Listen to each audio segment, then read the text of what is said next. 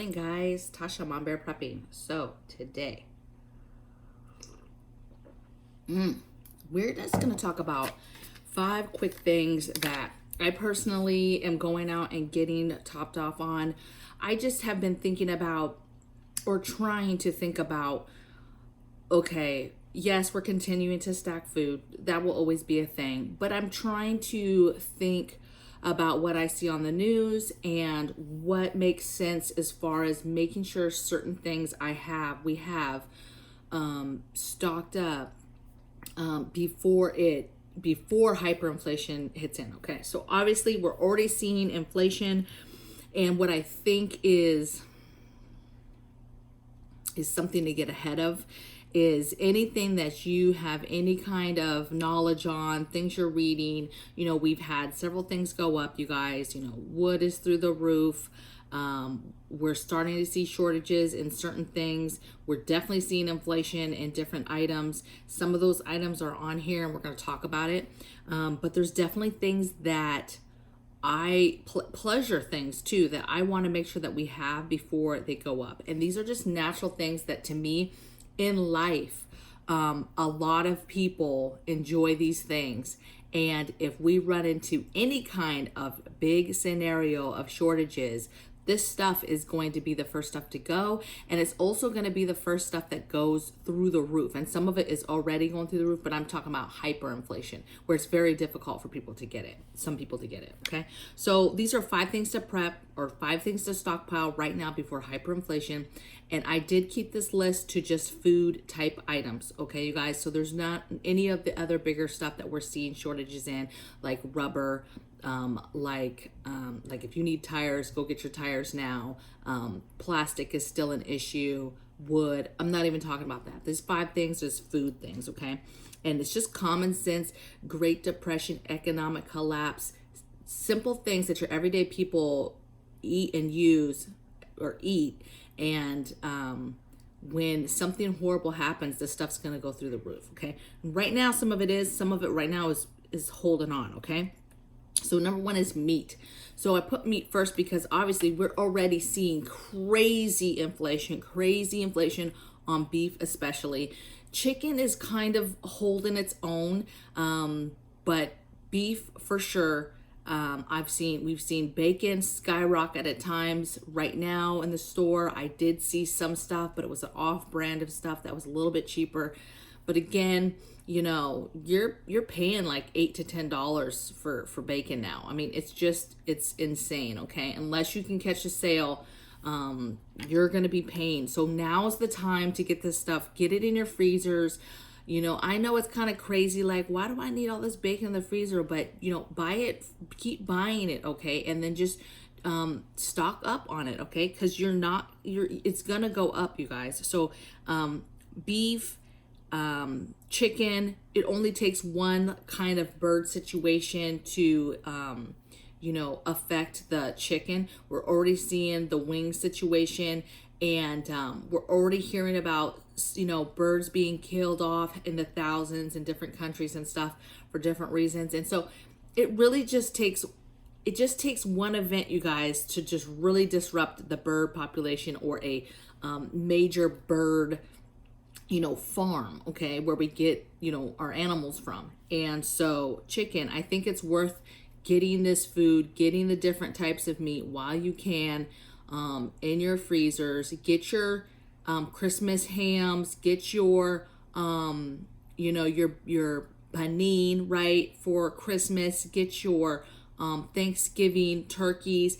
Get that stuff now, okay? Because 1, I don't know if we'll have it by the time we get to that time frame, and 2, if we do, it might be through the roof, okay?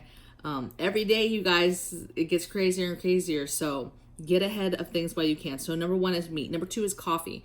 So many people drink coffee. I know there's a lot of you that don't drink it, and that's fine. But if you're a tea drinker, this is the same. Get your teas, okay?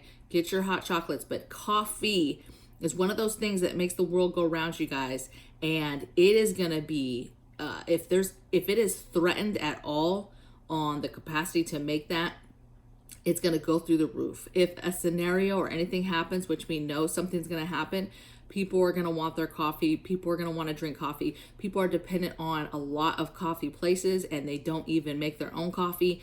And that's going to be painful for people that, you know, have and drink. Their bodies are used to so much caffeine, and then they don't have that. Okay, that's a bad situation. Okay, but I do think that is one of those items that is going to skyrocket if something happens. Next thing is liquor. Same thing. When bad things happen, people want to drink. Okay, that's just how it is. Okay, they want to feel good. They want to calm down.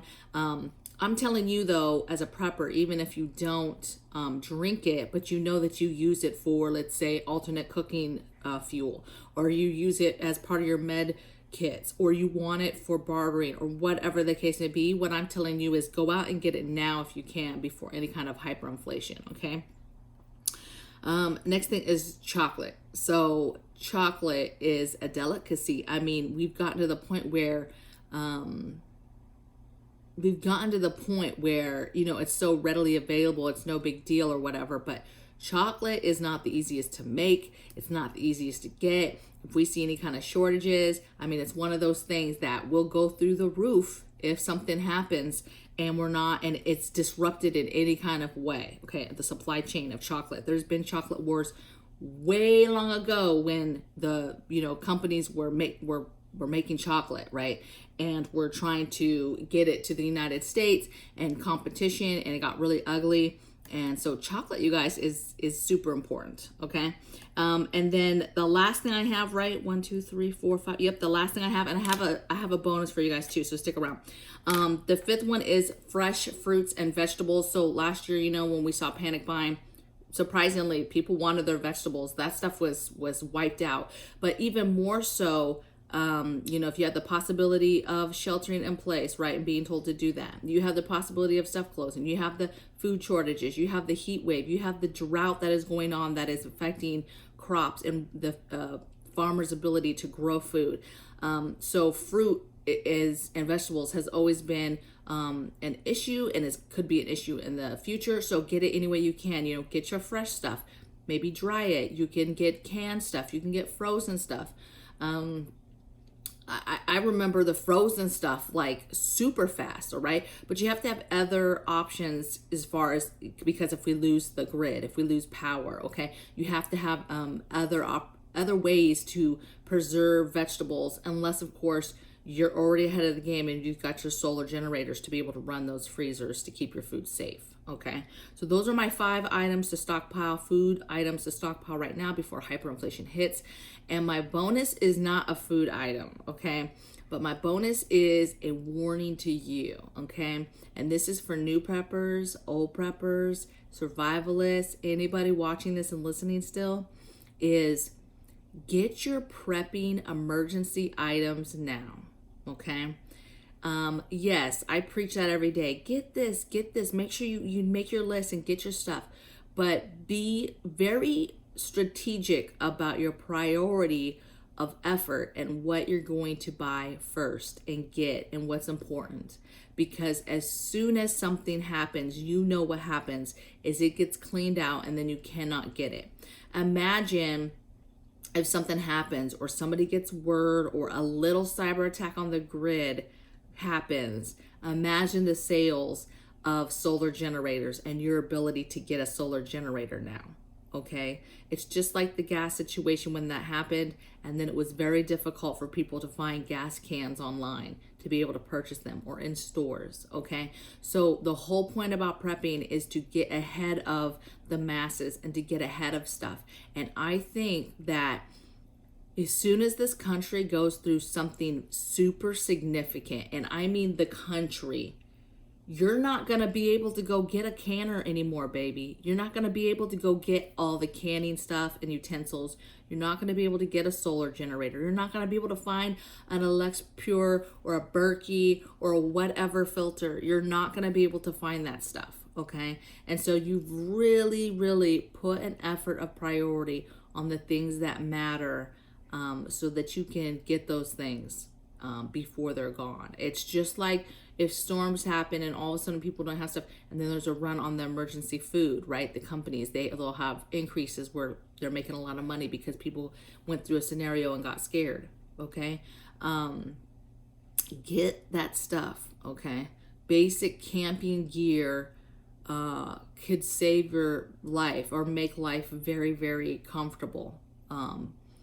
So that's my pro tip, you guys, is get your prepping stuff that is an actual prepping item, is an actual piece of supplies for survival.